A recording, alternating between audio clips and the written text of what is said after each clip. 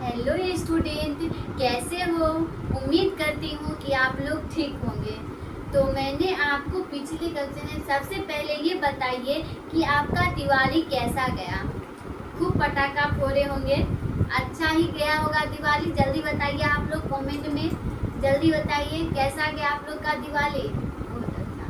तो देखिए आप लोग को, तो सुनिए भाई और बहनों, जैसे कि मैंने पिछले वीडियो में आप लोग को डायग्राम बताए थे, यानी VVI डायग्राम डाल दिए थे और बोले थे आप लोग अच्छे से तैयारी कर लीजिएगा। तो इसमें से बताइएगा आप लोग कौन कौन तैयारी कर चुके हैं और कौन नहीं किए हैं, तो बताइएगा आप लोग। तो देखिए जो किए हैं उसके लिए बहुत अच्छा है, और जो नहीं किए हैं तो मैं उम्मीद करती हूँ कि आगे आप लोग अच्छे से तैयारी कर लीजिएगा। तो आज मैं आपके लिए लेके आई हूँ क्या, अंतर, यानी मैं कुछ अंतर बताने वाली हूँ, और वो जो अंतर है वो भी VVI है। तो आप लोग अभी तक में मैं सिर्फ एक अंतर बताई हूँ, लैंगिक और अलैंगिक में अंतर, ठीक है। तो आज मैं बताने वाली हूँ अंतर, और कुछ अंतर है जो इम्पोर्टेंट है, तो आप लोग इसे भी तैयारी कर लीजिएगा, ठीक है। तो देखिए भाई और बहनों, सबसे पहला अंतर डालिएगा। सबसे पहला क्वेश्चन आप लोग लिखिएगा, पूर्ण कोश तथा पूर्ण कोश में अंतर स्पष्ट करें, यानी भूर्ण कोश तथा भूर्ण कोश में अंतर स्पष्ट करें। तो आप लोग भूर्ण कोश और भूर्ण कोश के बारे में पढ़ चुके हैं दूसरा चैप्टर में, ठीक है। तो आप लोग एक साइड दीजिएगा भूर्ण कोश, और एक साइड दीजिएगा भूर्ण कोश, ठीक है भाई और बहन। और बीच में हम दे देंगे पाई, यानी टिरे। तो अब हम जानेंगे भूर्ण कोश और भूर्ण कोश। तो आप लोग लिखिएगा भाई और बहनों, सबसे पहले आप लोग लिखिएगा, यह द्विगुणित होता है, द्विगुणित होता है। क्या होता है भाई और बहनों? यह द्विगुणित होता है। और यह क्या होता है? यह त्रिगुणित होता है। यह क्या होता है? यह द्विगुणित होता है यानी 2n, और यह त्रिगुणित होता है यानी 3n। अगला लिखिएगा, यह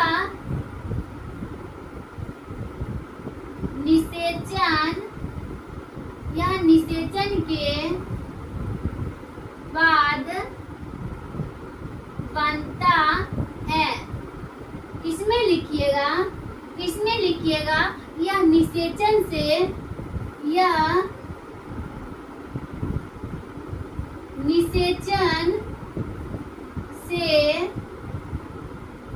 पहले बनता है। तो हमने क्या लिखा? यह निषेचन के बाद बनता है, यानी जब संलयन होगा उसके बाद ही ना बनेगा, तो यह निषेचन के बाद बनता है, और यह निषेचन से पहले बनता है, ठीक है। अगला लिखिएगा, यह बीजांड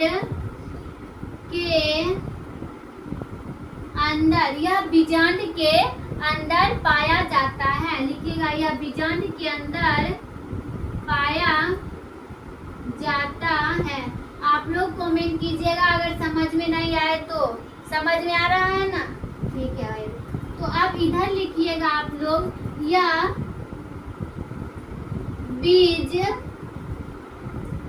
के अंदर पाया जाता है। तो हमने क्या बताया भाई और बहनों? यह बीजांड के अंदर पाया जाता है। जैसे देखो, हमने जब बताया था बीजांड के बारे में, तो हमने क्या बोला? बीजांड होता है। उसके बाद बीजांड के अंदर क्या होता है, बीज का निर्माण होता है। तो यह बीजांड के अंदर पाया जाता है और यह बीज के अंदर पाया जाता है। अगला लिखिएगा, इसमें भोजन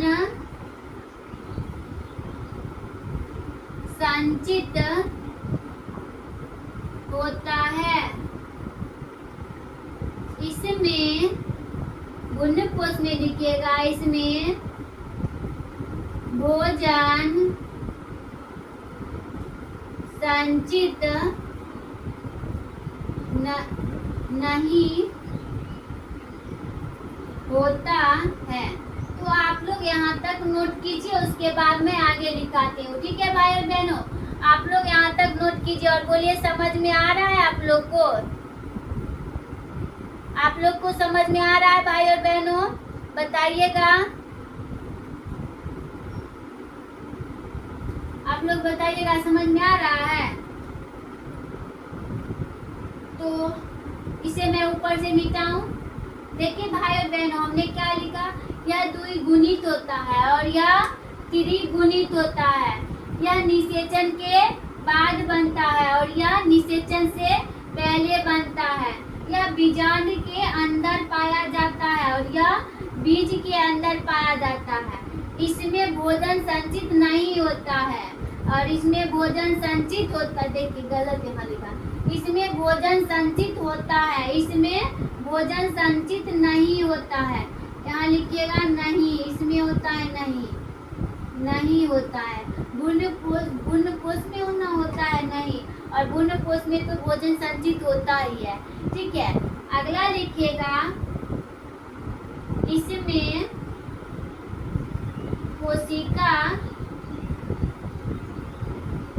बनता है, यानी कोशिका का निर्माण होता है। इसमें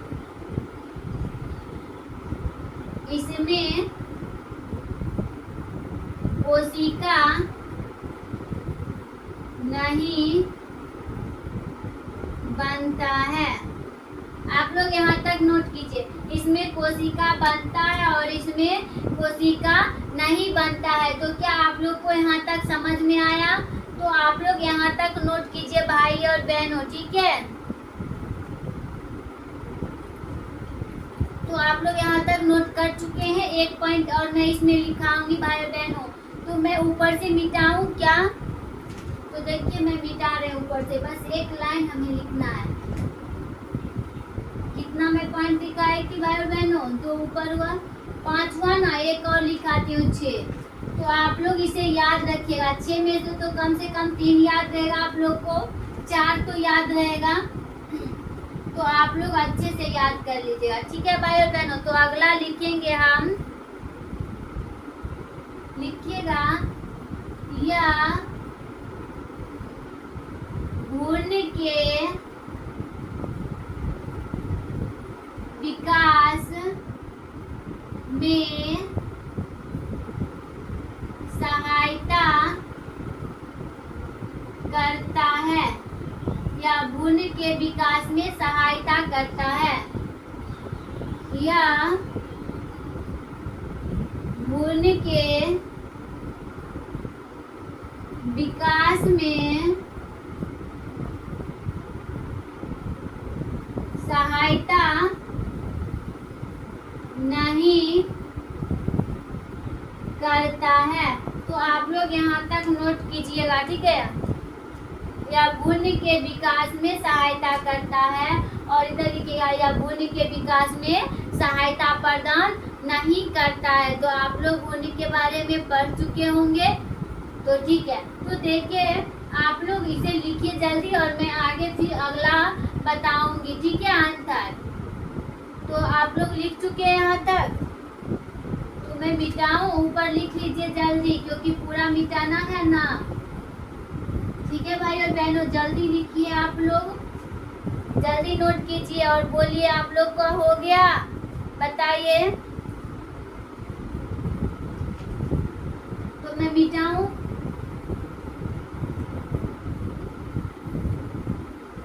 आगे आप लोग लोग लिखिएगा। और देखिए भाई और बहनों, नए अंदाज में पढ़ना, मैं बार बार आपको बोलती हूँ, थकना नहीं है, क्योंकि बायोलॉजी वाले ना ही थकते हैं और ना ही रुकते हैं। लिखिएगा अगला क्वेश्चन,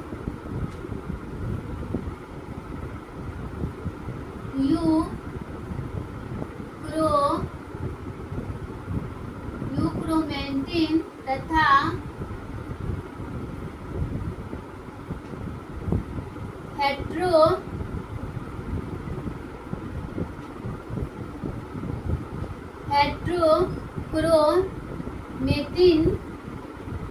यूक्रोमेंटिन तथा हेट्रोक्रोमेंटिन में अंतर स्पष्ट करें। ठीक है भाई और बहनों, आप लोग क्वेश्चन लिखिए। यूक्रोमेंटिन तथा हेट्रोक्रोमेंटिन में अंतर स्पष्ट करें। तो एक साइड देना है यूक्रोमेंटिन और दूसरे साइड देना है हेट्रोक्रोमेंटिन। तो इधर लिखिएगा आप लोग यूक्रोमेंटिन और इधर लिखना है हेट्रोक्रोमेटिन।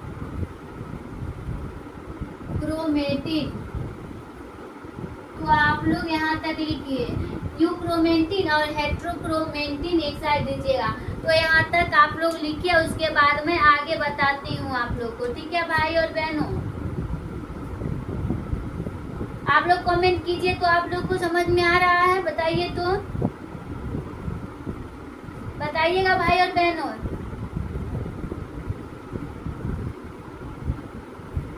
बताइए कैसा है, कैसा लग रहा है क्लास, समझ में आ रहा है, समझ में आ रहा है भाई और बहनों। तो देखिए भाई और बहनों, तो आप लोग यहाँ तक लिख चुके होंगे।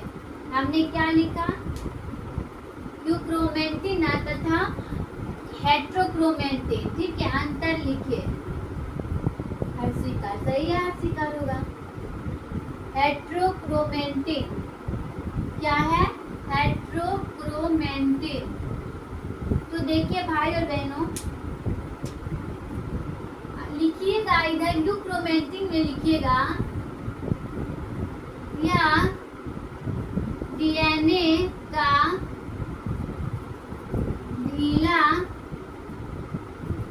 भाग होता है। क्या लिखे भाई और बहनों, यह डीएनए का कौन सा भाग होता है, ढीला भाग होता है। ठीक है, और इधर लिखिएगा, यह डीएनए का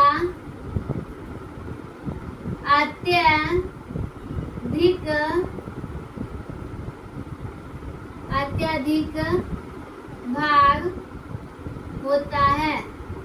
क्या लिखे भाई बहनों, यह डीएनए का ढीला भाग होता है और यह डीएनए का अत्यधिक भाग होता है। ठीक है, अत्यधिक सघन।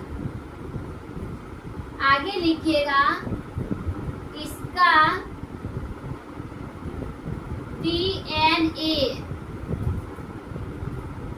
डीएनए घनत्व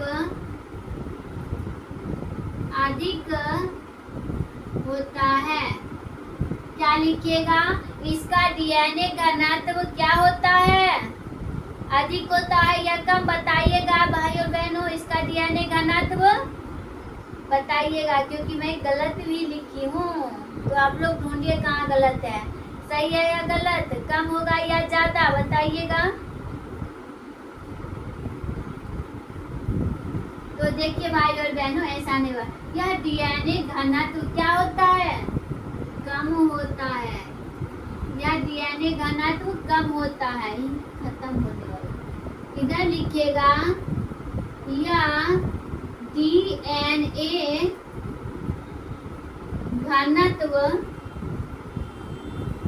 अधिक होता है। तो आप लोग को दिखाई दे रहा है भाई और बहनों, दिखाई दे रहा है, बताइएगा। तो आगे लिखिएगा आप लोग, या लिखिएगा आप लोग, तो मैं भर लेती हूँ, ये पॉइंट लिख लीजिए आप लोग। या हल्के रंग का होता है।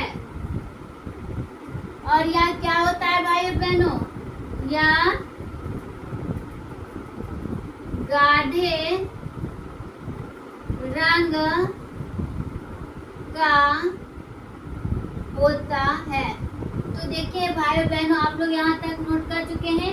यह कैसा होता है? हल्के रंग का होता है। यह कैसा है? यह गाढ़े रंग का होता है, यानी डार्क जिसको हम बोलते हैं ना, तो वही हुआ यानी गाढ़े। और हल्का मतलब जैसे होता है ना, हमको हल्का रंग दीजिए, हमको गाढ़ा रंग दीजिए, बोलते हैं ना, गाढ़ा में हमको कपड़ा चाहिए, हमें हल्का में कपड़ा चाहिए, तो वो देता है ना। हल्का रंग का है तो हल्का देता है, और गाढ़ा रंग का है तो गाढ़ा कलर का देता है। तो जैसा आपकी पसंद हो, तो इसीलिए इसमें बोला गया है यह हल्के रंग का होता है। कौन? यूक्रोमैंटिक। और हेट्रोक्रोमैंटिक गाढ़े रंग का होता है। ठीक है, तो आप लोग यहाँ तक नोट कीजिए, तब तक मैं इंक भर लेती हूँ।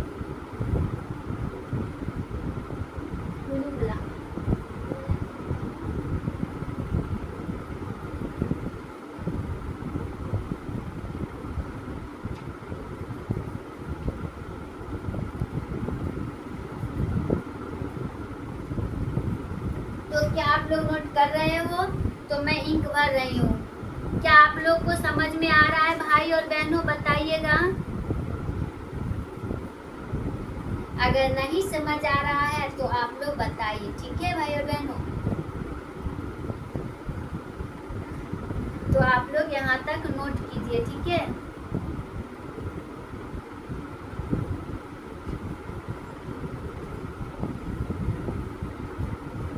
नए अंदाज में पढ़ना है। ठीक, तो आप लोग नोट कर रहे हो? समझ में आ रहा है? समझ में आ रहा है भाई और बहनों?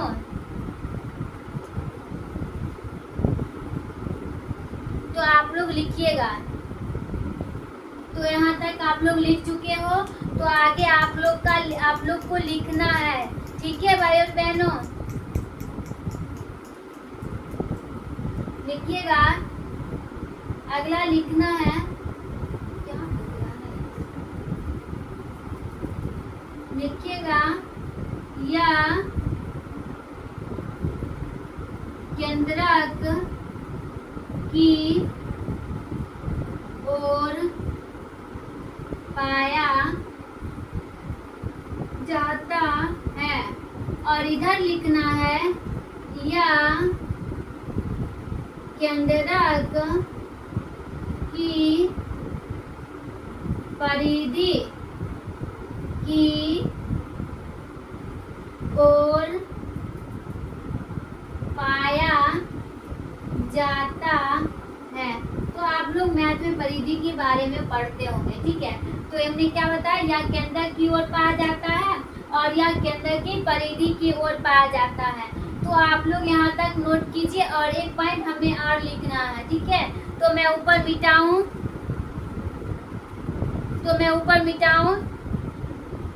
एक पॉइंट मिटाती हूँ। ठीक है भाई और बहनों, आप लोग यहाँ तक नोट कर चुके होंगे। तो आगे आप लोग लिखिएगा, एक पॉइंट लिखना है आप लोग को।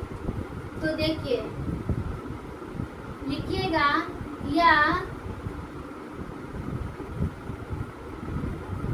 आनुवांशिक क्या होता है? सक्रिय होता है, या आनुवांशिक सक्रिय होता है। और इधर लिखना है यह, क्या लिखना है बताइएगा? यह आनुवांशिक क्या होता है? निष्क्रिय होता है। ठीक है, तो आप लोग यहाँ तक नोट कीजिए। तो फिर मैं आती हूँ अगले क्वेश्चन पे। तो क्वेश्चन हुआ और फिर मैं आती हूँ अगले क्वेश्चन पे। तो आप लोग यहाँ तक नोट कीजिए। ठीक है, तो बताइएगा समझ में आ रहा है भाई और बहनों? तो आप लोग इसे नोट कीजिए। ओके, अच्छे से नोट कीजिए। तो बताइएगा, थकते भी हैं आप लोग? क्या थक भी रहे हो आप लोग? नहीं ना, थकना भी नहीं है, क्योंकि बायो वाले ना ही थकते हैं और ना ही रुकते हैं, तो हम क्यों रुके? ठीक है, तो अब मैं मिटा रही हूँ, आगे लिखिएगा आप लोग। इसे मैं मिटाऊं, देखते हैं अगला क्वेश्चन क्या है। आप लोग को अच्छे से समझ में आया? अच्छे से समझ में आया आप लोग को भाई और बहनों?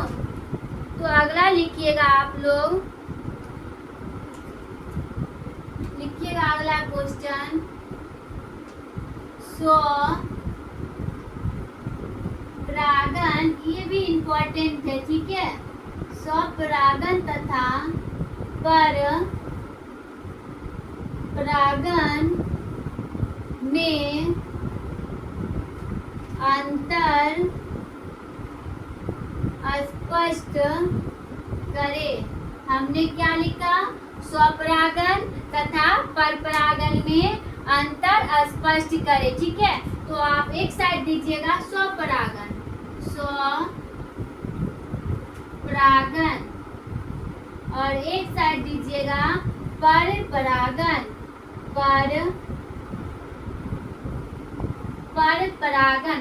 तो आप लोग लिखिएगा। जैसे देखिए, आप लोग तो मतलब 10th में भी पढ़ चुके होंगे स्वपरागन और परपरागन हम किसे कहते हैं, ठीक है। तो आप लोग को पता है स्वपरागन परपरागन, बताइएगा। तो देखिए, इसमें बोला जाता है स्वपरागन के बारे में आप लोग बता रहे हैं, लेकिन कुछ सही भी बता रहे हैं और कुछ लोग गलत भी बता रहे हैं।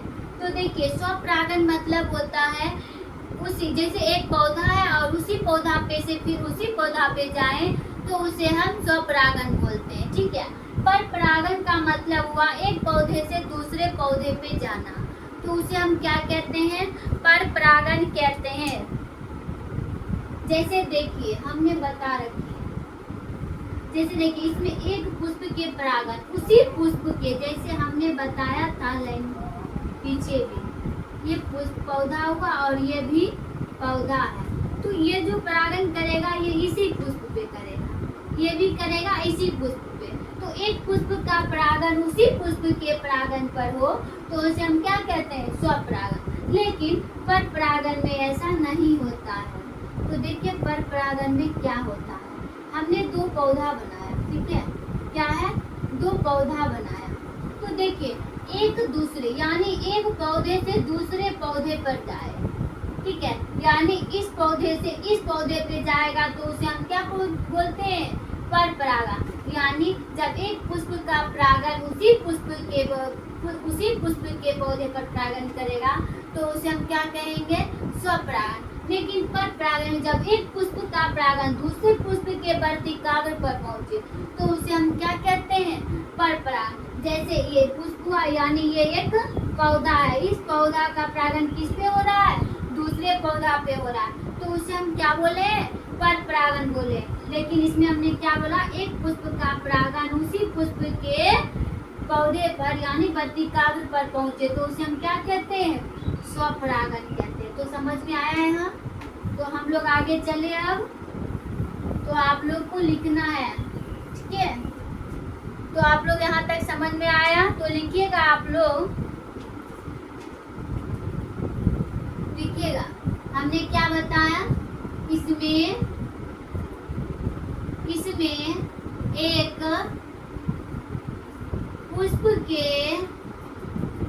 एक पुष्प के परागन उसी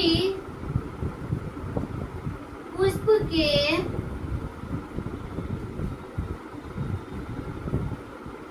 वर्तिकाग्र, देखिए हमने क्या लिखा? इसमें एक पुष्प के परागन उसी पुष्प के वर्तिकाग्र पर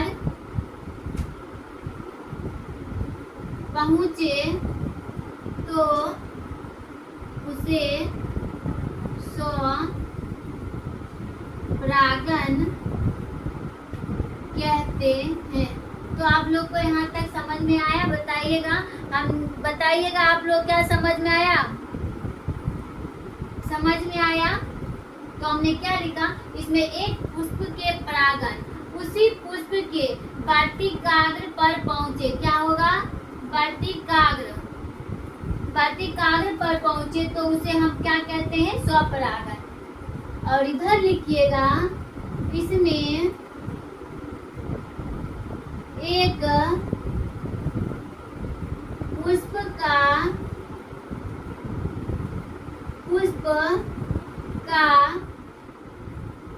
परागण दूसरे पुष्प के वर्तिकाग्र पर पहुंचे तो उसे हम क्या कहते हैं? उसे परागण कहते हैं। तो बताइएगा, हमने जैसा समझाया वैसा लिखे हैं ना? तो देखिए हमने क्या लिखा, इसमें एक पुष्प के परागण उसी पुष्प के वर्तिकाग्र पर पहुंचे तो उसे हम क्या कहते हैं? स्वपरागण कहते हैं। लेकिन पर परागण में ऐसा होता है, एक पुष्प का परागण दूसरे पुष्प के वर्तिकाग्र पर पहुंचे, यानी जब एक पुष्प का परागण दूसरे पुष्प के वर्तिकाग्र पर पहुंचे, हम तो अभी डायग्राम बना के बताए थे ना, दूसरे पुष्प के वर्तिकाग्र पर पहुंचे तो उसे हम क्या कहते हैं? उसे हम पर परागण कहते हैं। ठीक है, आगे लिखिएगा। आगे आप लोग को लिखना है। समझ में आ रहा है? बताइएगा, समझ में आ रहा है? लिखिएगा, इसमें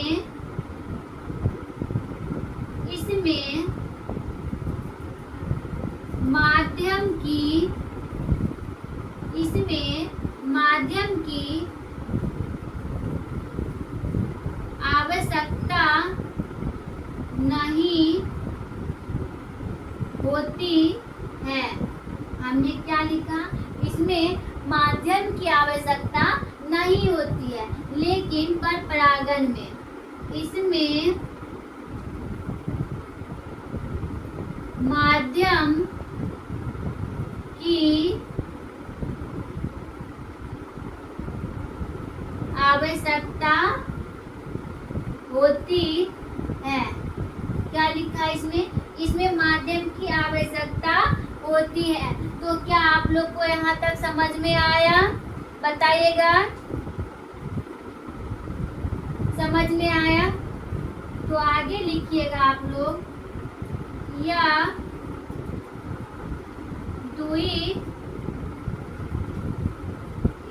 दुई लिंगी पुष्प में होता है। आप लोग भी अंतर बताइएगा एक आधो। और इधर देखिए, इसमें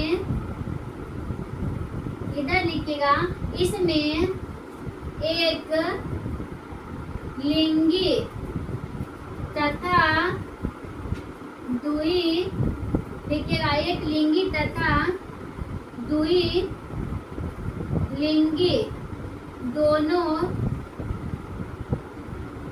पुष्प भाग लेते हैं। हमने क्या लिखा? इसमें यह द्विलिंगी पुष्पों में होता है। इसमें एक लिंगी तथा द्विलिंगी दोनों पुष्पों में होता है। लिखिएगा, होता है। ठीक है, दोनों पुष्पों में क्या है? होता है। कौन सी होता है? पर परागण होता है। तो आप लोग यहाँ तक नोट कीजिए। हमने क्या लिखा है? 3 लिखा है। तो आप लोग यहाँ तक नोट कीजिए, एक और मैं लिखाऊंगी। ठीक है, तो आप लोग यहाँ तक, तो समझ में आ रहा है आप लोग को? तो आप लोग को समझ में आ रहा है? तो मैं ऊपर मिटाऊं एक लाइन? भाई बहनों बताइएगा, मैं मिटाऊं ऊपर एक लाइन? तो मैं इसे मिटा रहा है। तो अब आगे लिखिएगा आप लोग, लिखिएगा इसमें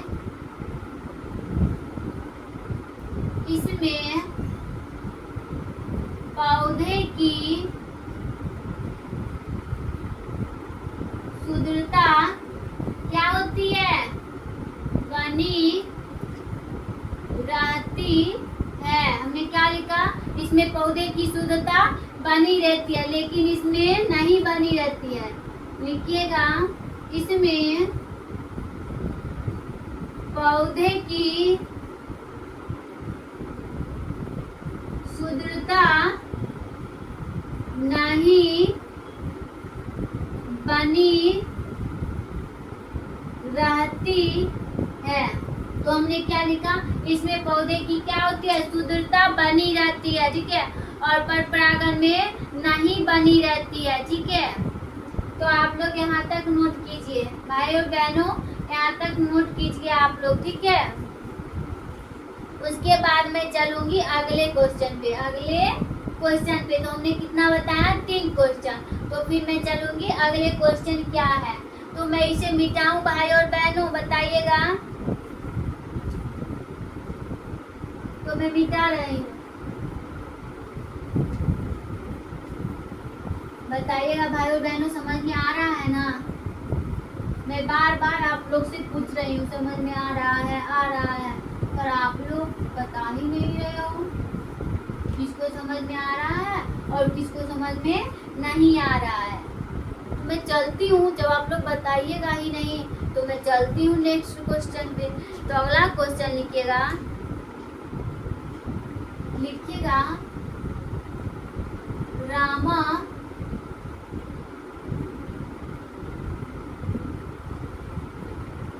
रामा पिपेकस तथा ड्रायो, क्या लिखिएगा, रामाफिटेकस और ड्रायोफिटेकस में अंतर स्पष्ट करें, ठीक है। रामाफिटेकस तथा ड्रायोफिटेकस में अंतर स्पष्ट करें। तो इसके बाद क्या करना है आप लोग को पता है ना, एक साइड देना है रामाफिटेकस और एक साइड देना है ड्रायोफिटेकस। तो आप लोग डालिए, ठीक है। लिखिएगा रामाफिटेकस और इधर लिखिएगा ड्रायोफिटेकस। ये जब चैप्टर पढ़े थे ना तो क्या आया था, चिंपैंजी आया था, यानी मानव का निर्माण कैसे हुआ था, उसके बारे में मैंने बताई थी, ठीक है। तो आप लोग इसके बारे में पढ़ चुके हैं, रामाफिटेकस और ड्रायोफिटेकस। तो आप लोग इसका अंतर लिख सकते हो, बताइएगा, लिख सकते हो, बताइए जल्दी, लिख सकते हो, नहीं लिख सकते हो तो हम ही को लिखना पड़ेगा, नहीं। तो देखिए भाई और बहनों, तो हम बताते हैं रामाफिटेकस और ड्रायोफिटेकस में क्या अंतर। तो लिखिएगा आप लोग, लिखिएगा पहला, यह क्या थे, रामाफिटेकस क्या थे, उप मानव थे, क्या थे, यह एक उपमानव थे और यह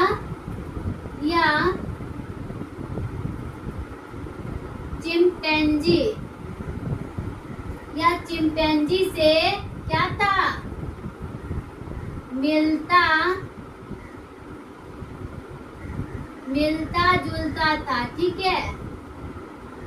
यह एक उपमानव थे, ठीक है, यह क्या थे, एक उपमानव थे। और ड्रायोफिटेकस क्या थे, या चिंपैंजी से मिलता जुलता था। आगे लिखिएगा, यह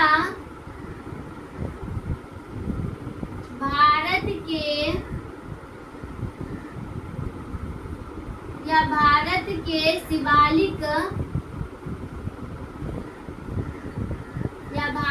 शिवालिक पहाड़ियों में पाए जाते थे। क्या लिखे हैं? या भारत के शिवालिक पहाड़ियों में पाए जाते थे, लेकिन ड्रायोसोफिला में या अफ्रीका के चट्टानों में पाए जाते थे। हमने क्या लिखा? रामाफिथिकस कहाँ पाया जाता था? शिवालिक पहाड़ियों में पाया जाता था। आपको 2 नंबर में भी पूछ सकता है और ये सब 5 नंबर में भी पूछ सकता है। अगर 2 नंबर में बोले तो आपको 2 याद हो तो 2 भी लिख सकते हो। कम से कम 3-4 लिखने का कोशिश करें, ठीक है। और जब 5 नंबर में पूछे तो आपको हम जितना लिखा रहे हैं वो पूरा लिखने का कोशिश करें। नहीं याद रहे तो 3 लिख के भी छोड़ दीजिए, ठीक है। तो देखिए, तो ये 5 नंबर में भी आप लोग को पूछ सकता है जितना मैं बता रही हूँ, और 5 नंबर में भी पूछ सकता है और 2 नंबर में भी पूछ सकता है। जैसा पूछे वैसा लिखना है, ठीक है। तो हमने क्या लिखा? या भारत के शिवालिक पहाड़ियों में पाए जाते थे, लेकिन ड्रायोसोफिथिकस या अफ्रीका के चट्टानों में पाए जाते थे। तो क्या आप लोग को यहाँ तक समझ में आया? बताइएगा आप लोग को यहाँ तक समझ में आया? तो आगे आप लोग लिखिएगा, आगे लिखिएगा। या क्या थे? या मानव के निकट क्या थे? पूर्वज थे। देखते हैं आप लोग क्या बताए थे। या मानव के, सही है, सही बताए थे, सही है। या मानव के क्या थे? निकट पूर्वज थे। अगला लिखिएगा, या इधर बताइएगा, या मानव के, बताइएगा, या मानव के, सही है, या मानव के सुदूर, सही है, सुदूर पूर्वज थे। देखिए, या मानव के निकट पूर्वज थे कौन? रामाफिथिकस। और ड्रायोफिथिकस या मानव के सुदूर पूर्वज थे। अब लिखिएगा अगला पॉइंट, या अगला लिखना है, इसके घने बाल थे। रामाफिथिकस का कैसा बाल था? घने बाल था। और ड्रायोफिथिकस का, इसे भी, इसके भी घने बाल थे। तो दोनों का सेम ही है, ठीक है। इसके भी घने बाल थे और ड्रायोफिथिकस के भी घने बाल थे। तो आप लोग को यहाँ तक समझ में आया? तो मैं ऊपर मिटाऊं, 4 पॉइंट लिख दी, 1 पॉइंट और लिखना है। हर एक में 1 पॉइंट छूट ही जाता है, तो 4 पॉइंट लिखी। कम से कम हम 5 लिख देते हैं और आपको 5 याद करना है। 5 में 3 याद रहे, 4 याद रहे, वही लिखना है, ठीक है। तो आगे मैं लिखती हूँ, तो मैं ऊपर मिटा रही हूँ, ठीक है।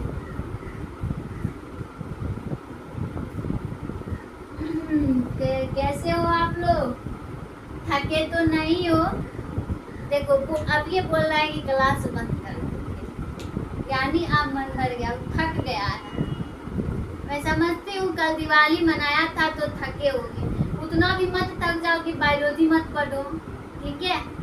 उतना भी मत थको कि बायोलॉजी ना पढ़ो। तो हमने बार बार क्या बोलते हैं, बायो वाले ना ही थकते हैं और ना ही रुकते हैं। तो तुम लोग क्यों रुक रहे हो? क्यों बोल रहे हो? रहने दीजिए। तो कम से कम इसे तो पूरा कर लो, ठीक है। तो एक और है, तो आप लोग लिखिएगा अगला पॉइंट। इनका क्या लिखेंगे? इनका चेहरा कैसा था? चेहरा चपटा। इनका चेहरा चपटा हुआ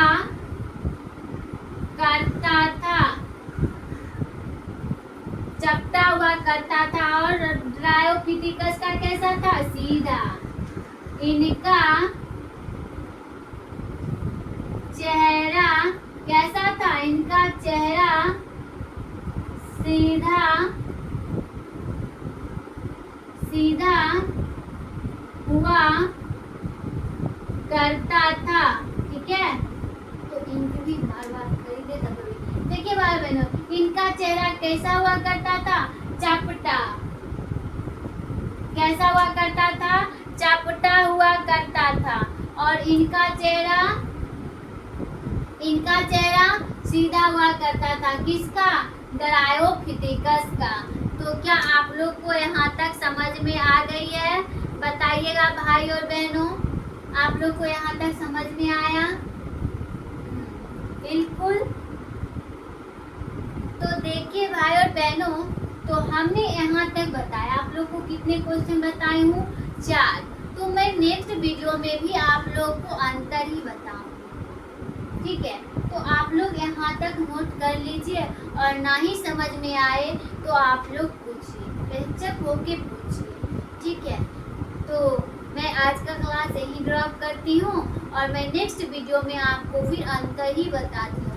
बस 2-3 अंतर और होगा, उसके बारे में मैं बताती हूँ। 4 अंतर तो हो गया, सब थक गया है तो जाके आप लोग आराम कीजिए। ठीक है, तो मैं उम्मीद करती हूँ कि आप लोग मेरा वीडियो पूरा देखे होंगे। तो क्या मैं आपका क्लास यही रहने देती हूँ, और आप लोग आराम कीजिए अच्छे से। ठीक है, तो मैं चलती हूँ, और आप लोग मेरा वीडियो शेयर, लाइक कीजिए, कमेंट कीजिए। ठीक है, ओके, बाय बाय।